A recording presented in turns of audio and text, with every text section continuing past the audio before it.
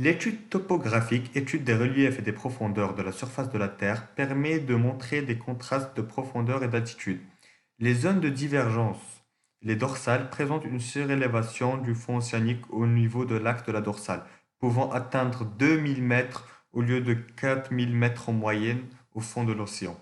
Les zones de subduction présentent un contraste fausse-arc.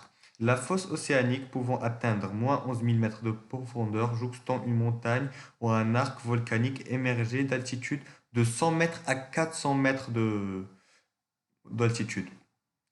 Les zones de collision ont un relief positif très élevé, pouvant atteindre 8000 mètres d'altitude. Les frontières de plaques ont des séismes et leur répartition en profondeur sont différentes selon les trois types de mouvements, comme le montre ce document. En effet, on constate répartition des séismes différents selon le mouvement de la dorsale océanique, de la subduction et de la collision.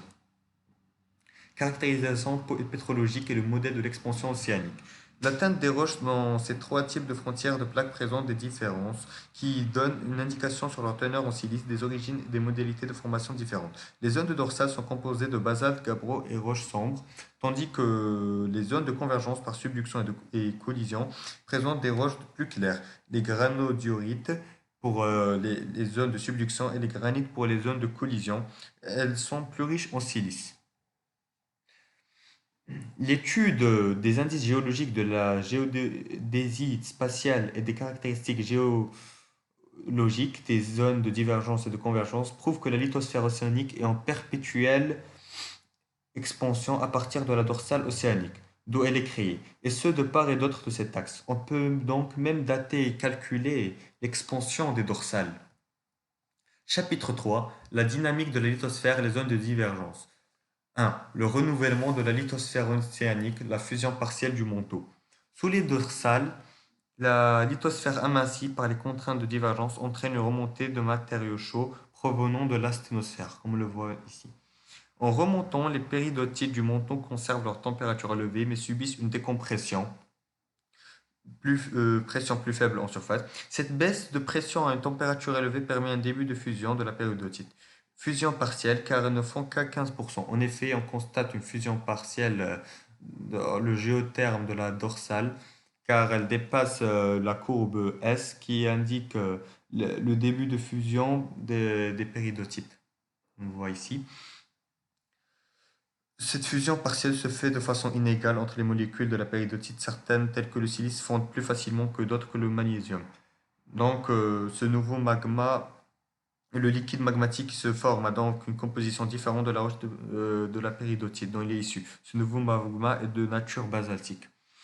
Ce liquide magmatique réuni forme une chambre magmatique, comme on le voit ici, à quelques kilomètres sous la dorsale. Une partie de ce magma s'infiltre par les failles normales présentes dans la lithosphère au niveau de l'axe de la dorsale. Il parvient en surface au contact de l'eau de mer, comme on le voit ici,